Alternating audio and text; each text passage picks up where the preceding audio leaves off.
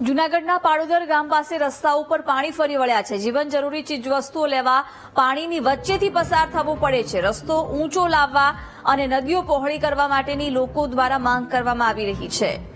રસ્તાઓ ઉપર વરસાદી પાણી ફરી વળ્યા છે, જેને કારણે લોકોને આ પાણીમાંથી પસાર થવા માટે મજબૂર થવું પડી રહ્યું છે। પાડોદર ગામમાં સતત વરસાદની સિઝનમાં આ પ્રકારની મુશ્કેલીઓનો સામનો લોકોને કરવો પડે છે। જરૂરી વસ્તુઓ લેવા માટે પણ પાણીની વચ્ચે થઈને પસાર થવું પડે છે, જેને લઈને રસ્તો બનાવવામાં આવે તેવી માંગ કરવામાં આવી રહી છે। જૂનાગઢના પાડોદર ગામની સમસ્યા દર વર્ષે આ જ પ્રકારની હોય છે। જ્યારે વરસાદ પડે છે ત્યારે રસ્તાઓ ઉપર પાણી ફરી વળે છે અને લોકોને આ પાણીમાંથી પસાર થવા મજબૂર બનવું પડે છે।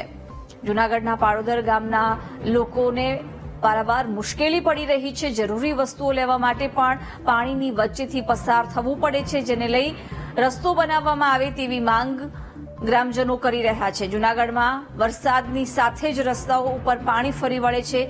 થોડાક વરસાદમાં જ આ પ્રકારે પાણી ભરાઈ જતા લોકોને મુશ્કેલીઓનો સામનો કરવો પડે છે।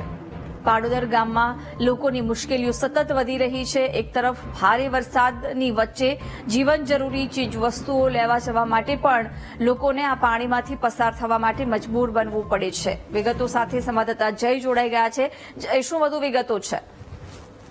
જિજ્ઞાસા ખાસ કરીને જણાવ્યું કે જે જૂનાગઢમાં જે ગઈકાલે જે વરસાદ વરસ્યો છે તેને લઈ જે ઘેડ વિસ્તાર હતા તેમાં પણ પાણી ફરી વળ્યા છે। જે ઘેડ વિસ્તારના જે રસ્તાઓ હતા તેની પર પાણી ફરી વળ્યા છે। ત્યારે વાત કરવામાં આવે તો કે કેશોદ તેમજ પાડોદર બામણાસા જે રસ્તો છે તેના પર જે પાણી ફરી વળ્યા હતા ત્યારે જીવના જોખમે લોકો પસાર થતા હોય તેવા પણ દ્રશ્યો સામે આવ્યા હતા।